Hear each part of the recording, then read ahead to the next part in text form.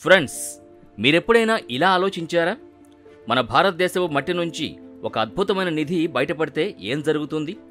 ఒక మామూలు నది దాని ఇసుక రేణువుల్లో అమెరికాని, చైనాని కూడా వెనక్కి నెట్టి మన దేశాన్ని ప్రపంచ పటంలో సరికొత్త శక్తిగా నిలబెట్టగల ఒక లోహం ఉంటే, అదేదో సాధారణమైన లోహం కాదు, బంగారం, వజ్రాల కంటే విలువైంది. వినడానికి ఏదో సైన్స్ ఫిక్షన్ కథలా అనిపిస్తోంది కదా, కానీ ఇది నిజం. ఈ మధ్య ఐఐటి రోవర్లోని మన భారతీయ శాస్త్రవేత్తలు సట్లెజ్ నది ఇసుకని పరిశోధిస్తుండగా ఒక దాన్ని కనుగొన్నారు. ఆ లోహం చూడటానికి చాలా సాధారణంగా కనిపించినా అది చాలా కాస్ట్లీ. అదే టాంటలం. ఈ పేరు వినడానికి కొత్తగా ఉండొచ్చు, కానీ రాబోయే రోజుల్లో ఈ పేరు ప్రపంచం నలుమూలలా మారుమోగబోతోంది.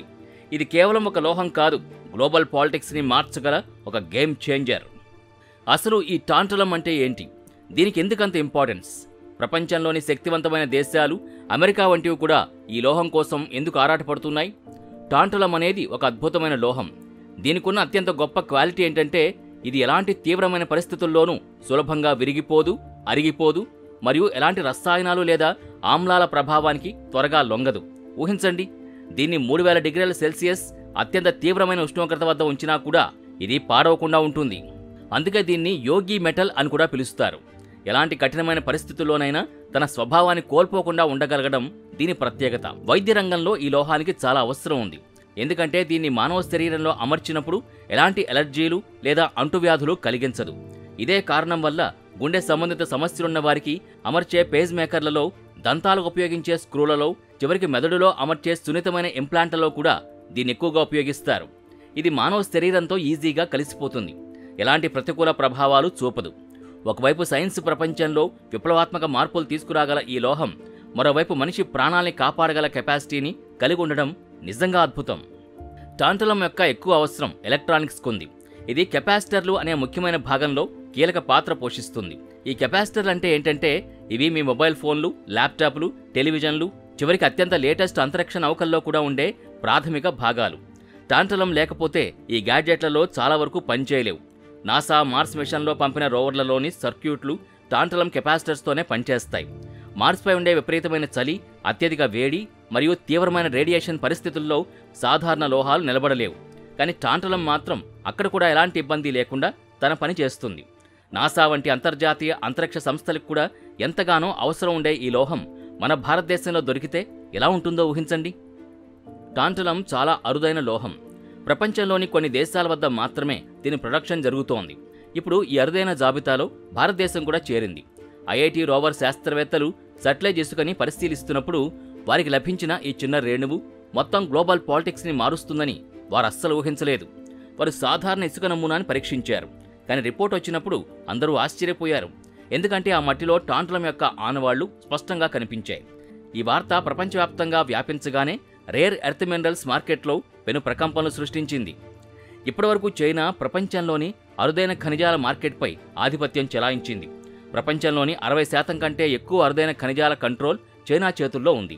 చైనా ఈ ఖనిజాల ఎగుమతిని తగ్గించినప్పుడు లేదా నిలిపేసినప్పుడు అమెరికా మరియు యూరోపియన్ దేశాలు తీవ్ర ఇబ్బందులు పడ్డాయి. వారి అధునాతన సాంకేతిక పరిశ్రమలు స్తంభించిపోయే ప్రమాదం ఏర్పడింది. కానీ ఇప్పుడు భారతదేశంలో టాంటలం ఆవిష్కరణ అంటే ఇండియా కేవలం మార్కెట్లో భాగం కాదు, దాని దిశను నిర్ణయించే ఒక శక్తిగా మారగలదు. ఇది చైనా యొక్క గుత్తాధిపత్యానికి ఒక పెద్ద సవాల్. భారత ప్రభుత్వం ఈ విషయంలో చాలా సీరియస్గా ఉంది. దీని తవ్వకం, ప్రాసెసింగ్ మరియు వినియోగం వంటి పనులన్నీ రక్షణ పరిశోధన మరియు ఇస్రో వంటి అత్యున్నత ఏజెన్సీల పర్యవేక్షణలో జరుగుతాయి. ఇది తప్పుడు వ్యక్తుల చేతుల్లోకి వెళ్లకుండా దేశ భద్రతకి ఉపయోగపడేలా చూసేందుకు ఈ చర్యలు తప్పనిసరి. పంజాబ్ ప్రభుత్వం కూడా జియోలాజికల్ సర్వే ఆఫ్ ఇండియాతో కలిసి మొత్తం సట్లెజ్ నది పరిసర ప్రాంతాల్ని స్కానింగ్ చేయడం ప్రారంభించింది. సట్లెజ్ ఒడ్డున ఇంకా ఎన్ని టాంటలం నిల్వలున్నాయో తెలుసుకోవడమే దీని ముఖ్య ఉద్దేశం. ఇప్పుడు ఈ లోహం ఎందుకు అంత ముఖ్యమో డీటెయిల్డ్గా తెలుసుకుందాం. ఇది కేవలం ఎలక్ట్రానిక్స్ మరియు వైద్య రంగానికి మాత్రమే పరిమితం కాదు. దీనిని రక్షణ రంగంలో కూడా చాలా విస్తృతంగా ఉపయోగిస్తారు. సైన్యంలో టాంటలంని శాంతయోధుడు అని పిలుస్తారు. దీన్ని స్టీల్త్ టెక్నాలజీలో ఉపయోగిస్తారు.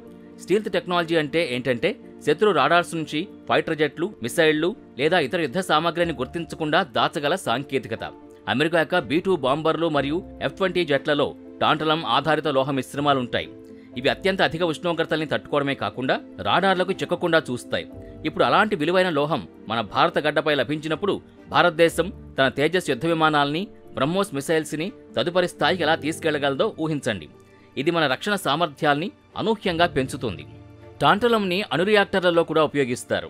యురేనియం విచ్ఛిత్తి జరిగే అణు రియాక్టర్లలో అణు ప్రతిచర్యని కంట్రోల్ చేయడంలో ఇది సహాయపడుతుంది.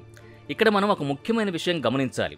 ప్రపంచంలో టాంటలం కొరత ఎంత ఉందంటే ఆఫ్రికాలోని కొన్ని ప్రాంతాల్లో ఈ లోహం కోసం అక్రమ మైనింగ్ కూడా జరుగుతుంది. ఈ అక్రమ తవ్వకాల వల్ల తీవ్రమైన పర్యావరణ నష్టాలు, సామాజిక సమస్యలు తలెత్తుతున్నాయి. కానీ ఇప్పుడు భారతదేశంలో దీని సహజ మూలం లభించటం మన ఆర్థిక వ్యవస్థని బలోపేతం చేయడమే కాదు, అంతర్జాతీయంగా మనకి స్ట్రాటజిక్ పవర్ని కూడా ఇస్తుంది. అందుకే ఈ ఆవిష్కరణ భారతదేశానికి ఒకప్పుడు అరబ్ దేశాలకు చమురు ఆవిష్కరణ లాంటిదని నిపుణులు చెబుతున్నారు. తేడా ఏంటంటే చమురు శక్తికి ఇంధనమైతే టాంటలం టెక్నాలజీకి ఇంధనం. ఫ్రెండ్స్, భారతదేశం ఈ టాంటలం ఆవిష్కరణని సరైన ప్లాన్తో ముందుకు తీసుకువెళ్తే రాబోయే కొన్ని సంవత్సరాల్లో మన దేశం యొక్క రూపురేఖలు ఎంతవరకు మారచ్చు? నేడు ప్రపంచం మొత్తం చిప్స్ కొరతతో అల్లాడుతోంది.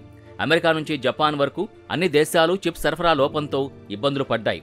మన మొబైల్ ఫోన్లు, ల్యాప్టాప్లు, టీవీలు, కార్లు, చివరికి మిస్సైల్ సిస్టమ్స్లో కూడా ఈ చిప్స్ ఉంటాయి. భారతదేశానికి టాంటలం లభించడం అంటే మనమిప్పుడు మన సొంత చిప్స్ని తయారు చేసుకోవచ్చు. అవి కూడా ఇతర దేశాలు తయారు చేసే వాటికంటే ఎక్కువ మన్నికైనవి మరియు అధునాతనమైనవి. టాంటలం వేడి, రేడియేషన్ మరియు ఒత్తిడి నుంచి చిప్స్ని రక్షిస్తుంది. అంటే మన చిప్లు ఎక్కువ కాలం పనిచేస్తాయి, ఓవర్ హీట్ అవ్వవు, తక్కువ విద్యుత్తును వినియోగిస్తాయి. ఇది భారతదేశాన్ని సెమీకండక్టర్ తయారీలో స్వయం సమృద్ధి సాధించేలా చేస్తుంది. ఈ రోజుల్లో ప్రతి కంపెనీ కల బ్యాటరీ టెక్నాలజీ. ఎలక్ట్రిక్ వాహనాల ఫ్యూచర్ బ్యాటరీలపైనే ఆధారపడి ఉంది. ప్రస్తుతం అతిపెద్ద సమస్య ఏంటంటే బ్యాటరీలు త్వరగా వేడెక్కుతాయి మరియు ఎక్కువ కాలం పనిచేయవు. కానీ టాంటలంతో తయారు చేయబడిన నానో అలాయిల నుంచి బ్యాటరీలు త్వరగా ఛార్జ్ అవుతాయి, ఎక్కువ కాలం పనిచేస్తాయి మరియు ఎప్పుడూ ఓవర్ హీట్ అవ్వవు. అంటే భారతదేశపు ఈవీ పరిశ్రమలో ఒక విప్లవం రావచ్చు. ఇది జరిగితే టాటా, మహీంద్రా వంటి మన భారతీయ కంపెనీలు ప్రపంచంలోని అతిపెద్ద ఈవీ కంపెనీలతో నేరుగా పోటీ పడగలవు. ఇది మన దేశంలోనే అధునాతన బ్యాటరీల ఉత్పత్తికి దారితీసి ఎగుమతుల్ని పెంచుతుంది. ఫ్రెండ్స్, ఇది ఒక అద్భుతమైన ఛాన్స్. ఈ అవకాశాన్ని భారతదేశం గనక వదులుకుంటే భవిష్యత్తులో పశ్చాత్తాపడాల్సి వస్తుంది. అందుకే ప్రభుత్వం మరియు ప్రైవేట్ రంగం రెండూ కలిసి పనిచేయాలి.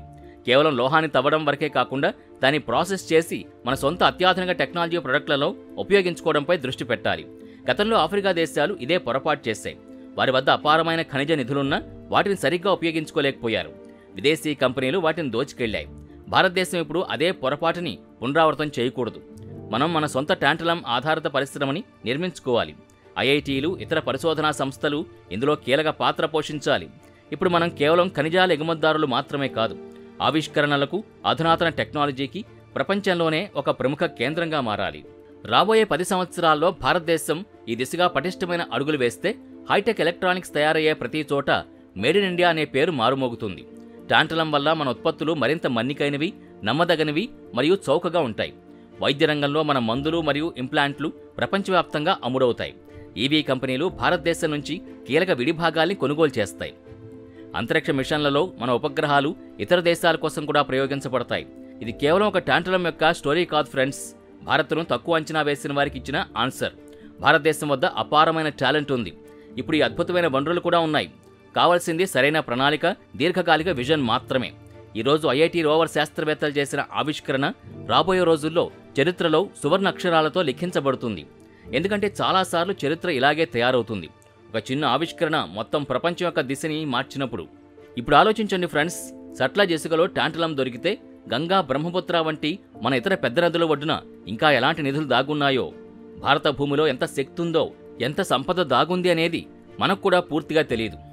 ఇప్పుడు దాన్ని గుర్తించే సమయం వచ్చింది. ఎందుకంటే ప్రకృతి మనకు ఎదగడానికి, ముందుకు సాగడానికి మరియు ప్రపంచానికి భారతదేశం కేవలం పురాతన నాగరికతలకు పుట్టినిల్లు మాత్రమే కాదు, భవిష్యత్తు టెక్నాలజీకి, ఆవిష్కరణలకు కూడా పుట్టినిల్లు అని చూపించే అద్భుతమైన అవకాశం.